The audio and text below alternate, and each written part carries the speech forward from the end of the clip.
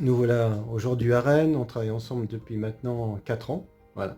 Et ce que j'aime bien chez toi, Alain, c'est que tu poses toujours des coups de gueule, voilà, hein, malgré ta grande habitude de militantisme, voilà, t'as rien perdu de ta foi, de ton feu aussi. Alors, qu'est-ce qui te motive aujourd'hui? Oh, Qu'est-ce qui est écoute, important à dire? je pique des coups de gueule, mais ce n'est pas par plaisir. J'aime tant le bonheur, le partage, la convivialité, la dérision, le sourire et bien d'autres choses qui rendent la vie agréable. Mais en vérité, nous sommes confrontés à des situations scandaleuses. Alors, ce qui me vient à l'esprit, c'est cette semaine, par exemple, la manière dont le ministre de l'Agriculture a dit que ça y est, il allait régler les problèmes de bien-être animal dans les élevages. Ouais.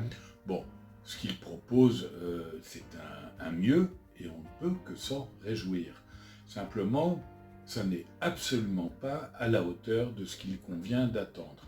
Bon, il va tenter de faire en sorte qu'on ne castre plus les porcelets sans anesthésie, Mhm.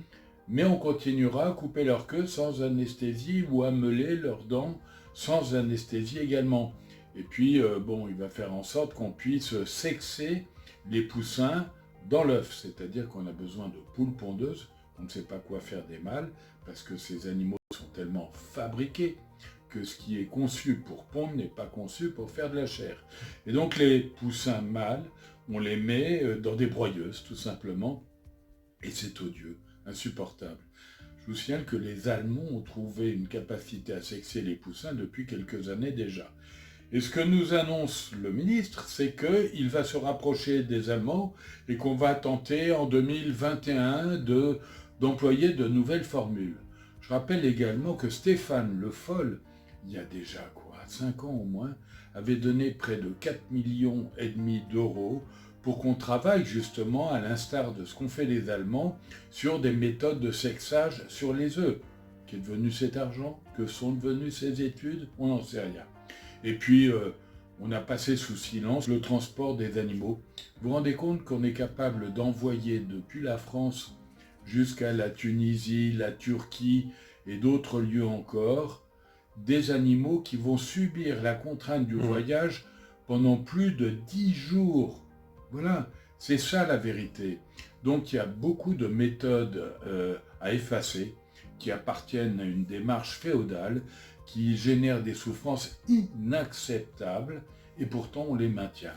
Alors je dois dire, mon coup de gueule aujourd'hui, c'est de me dire, si on n'en fait pas assez. Voilà. Alors moi je compte sur les citoyens pour qu'ils fassent un choix alimentaire extrêmement précis. Vous avez le pouvoir d'infléchir la production animale en refusant les animaux qui sont élevés dans des conditions inacceptables. Vous l'avez fait avec les œufs, désormais qui sont retirés issus de batteries de la grande distribution. Il en reste une partie qui va dans les produits manufacturés, si j'ose dire. Tout ce qui est biscuits et autres, c'est encore Mhm. issu de produits d'élevage en batterie. Mais le consommateur a pu agir de sorte qu'on a retiré ces animaux.